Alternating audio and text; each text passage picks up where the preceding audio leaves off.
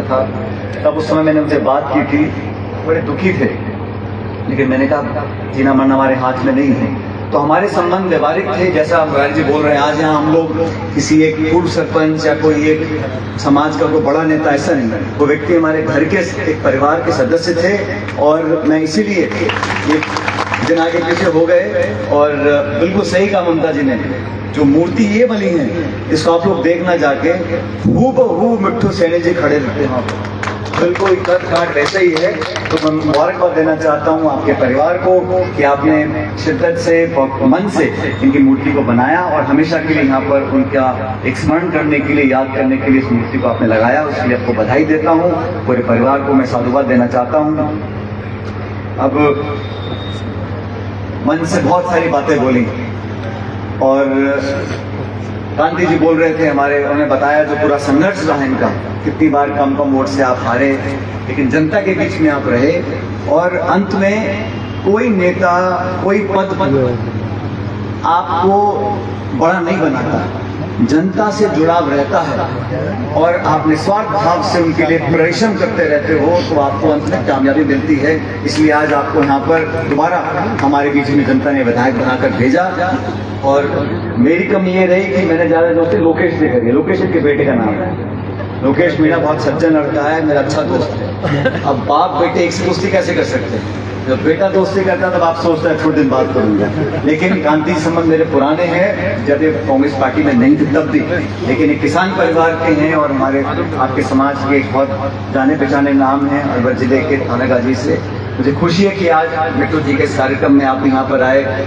अब जो जिले के लोग हैं वो तो सारी पुरानी कहानी बातें जानते हैं, जो जिले के बाहर के आए हैं वो सुन के सोच तो रहे होंगे कि क्या सिस्टम है, कैसे पंप हो रहा है, कैसे पैसा आ रहा है, कैसे तहसील बन रही है। ये सारी बातें मन से बिल्कुल नहीं है, लेकिन ये इस इलाके का एक अलग तरह का पानी है। और जब से मैं पैदा हुआ हूँ, मैं 1.5-2 साल का था जब से पायलट साहब यहाँ चुनाव लड़ते आए, 5 साल की उम्र थी मेरी, तब से इस क्षेत्र के लोगों ने, और ये बात सच है, आजकल तो मोबाइल है, इंटरनेट है, बहुत जागरूकता नौजवान में आ गई है।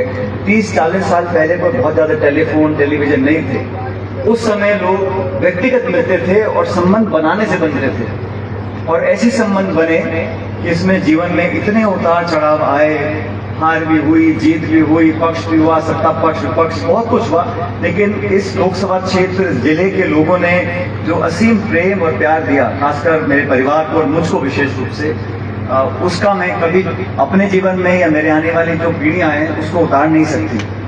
और अभी घनश्याम जी भाषण दे रहे थे, अब जब रिटायर हुए थे ना उस दिन, आप जब रिटायर हुए थे तो घर पे भोज रखा है, याद आपको? तलवार नहीं, मखमल की शेरवानी पहन रखी, मखमल की शेरवानी गुलाबी रंग की। मैंने कहा पंडित जी रिटायर हो रहे, सगाई करा रहे, रिटायर हो रहे, साफा पहन के, मूढ़े पर चढ़ के ऊपर और तलवार निकाल के उस समय कार्यक्रम में आया। सीताराम मौर्य जी, इन्होंने मुझे टोपी बनाई। वेद जी आज के नेता नहीं, जब आप यूथ कांग्रेस में नहीं थे ना, मैं तब से देख रहा हूं उनको। और आप खींचने की बात कर रहे हो, कुछ भी खींच सकते हैं। 400 सीट को भी आप संभाल कर रखो, कुछ भी हो सकता है। सीताराम जी जो पुराने कांग्रेस कार्यकर्ता है, हम सबको सोचना पड़ेगा कि अच्छे व्यक्तियों को कहाँ मौका दिया जाए आगे बढ़ने का। तो इसमें तो मौके और परिस्थिति की बात होती है, लेकिन ये वो लोग हैं जो 30, 40, 45 साल से पार्टी के लिए मैंने संघर्ष करते हुए देखा है।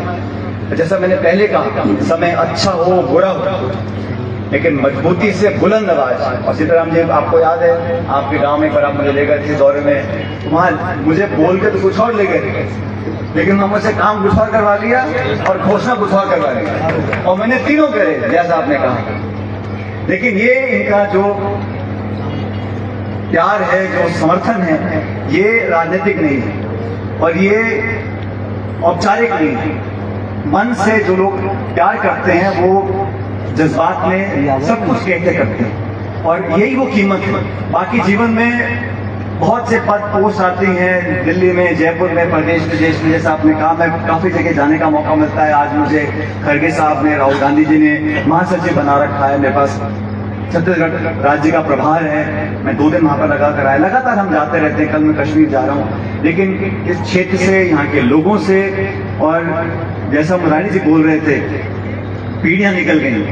जिन लोगों को मैं पहले बचपन में दिखता था नौजवान, आज उन्होंने लाठी पकड़ रखी है। और जो नौजवान सब बुजुर्गों को धक्के मार के आगे आ जाते हैं, उन नौजवानों को मैंने बच्चा देखा है, आज वो बड़े हो रहे हैं। तो कई पीढ़ियों का रिश्ता, कई सालों का जो रिश्ता है, उसको कोई तोड़ नहीं सकता। और मैं आज इस मौके पर याद करना चाहता हूँ रामकरण सैनी जी को भी।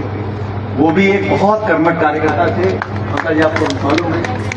उन्होंने पार्टी के लिए बहुत कुछ किया मन से। जटूर जी आपके साथी थे, कहाँ जटूर सैनी जी के मूछें देखने मुझे देखा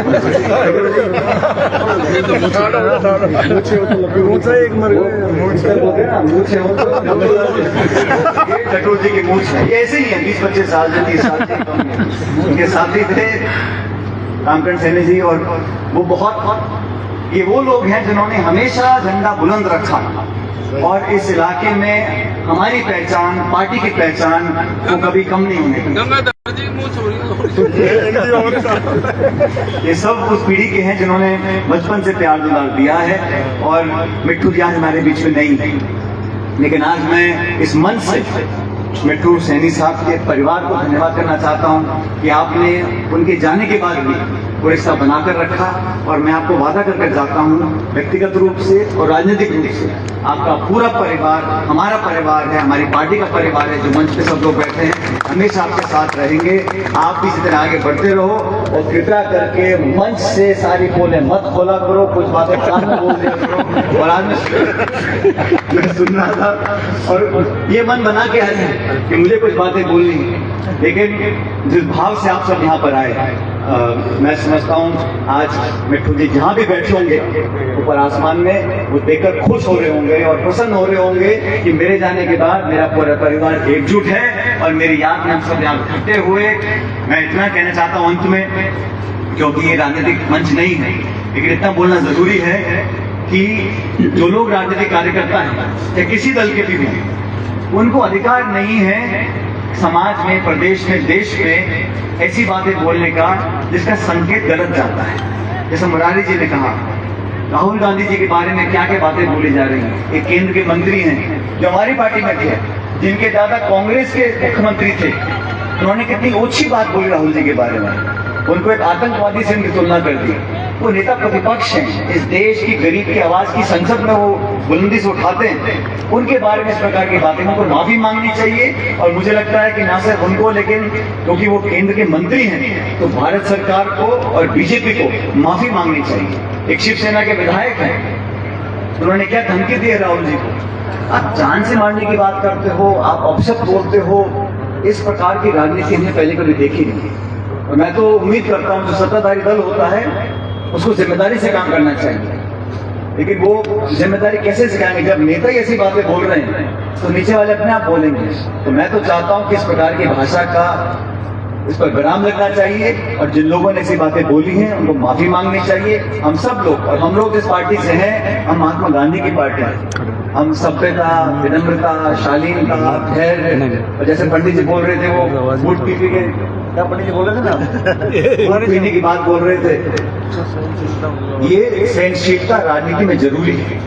और अगर हम किसी के बारे में अच्छा नहीं बोल सकते तो बुरा बोलने का अधिकार नहीं। आप मत बोलो, कोई दिक्कत नहीं, लेकिन अब शब्द बोलना, मैं हर जगह इस बात को बोलता हूं, ऐसे शब्द, ऐसे वाक्य, ऐसी बातें जो मैं खुद के लिए सुनना पसंद नहीं करता, मैं किसी और से, मुझे बोलने का अधिकार नहीं। आप विरोध करो, आप आलोचना करो, आप सकारात्मक सुझाव दो। और ऐसा नहीं है कि अच्छे शब्दों के साथ विनम्रता से आप विरोध नहीं कर सकते। हमने विरोध किया, वसुंधरा जी मुख्यमंत्री थी 5 साल राजस्थान की, मैंने एक दिन उनको चैन से सोने नहीं दिया, लेकिन मैंने कभी ऐसा भाषा का प्रयोग नहीं किया। वो महिला है, उम्र में बड़ी है, लेकिन हमने उनके प्रशासन का, उनकी सरकार का, उनकी नीतियों का, उनकी गवर्नेंस का, उनके भ्रष्टाचार जो उस समय हुए, सब पूरा विरोध किया, आज विरोध करते हैं। लेकिन भाषा की शालीनता, जुबान पर लगाम, ये अगर हम नहीं करेंगे तो आने वाली पीढ़ी को हम क्या उदाहरण दे रहे हैं? हम बच्चों को बोले अच्छी बात बोलो, अच्छी पाठ पूजा करो, पढ़ाई करो, और हम जो मंच पर भाषण देते हैं उसमें अनाप शनाप बोलते हैं। इसलिए इस प्रकार की बातों की कोई जगह सभ्य समाज में नहीं हो सकती है। मैं तो आप लोगों से इतना आग्रह करूंगा, क्योंकि यहाँ पे आया हूँ तो मुझे बोलना पड़ेगा। अब प्रदेश में उपचुनाव आएंगे 6-7 जगह, और हमारे दौसा में भी उपचुनाव होगा, क्योंकि आपने रिकॉर्ड वोटों के साथ, मैं समझता हूँ कांग्रेस के टिकट पर सबसे ज्यादा बड़ी जीत अगर कहीं हुई है तो दौसा में हुई है।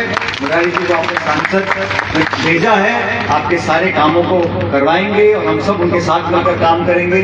और ये सब वो टीम है जिनको मैं बहुत सालों से देख रहा हूँ, और ये जनता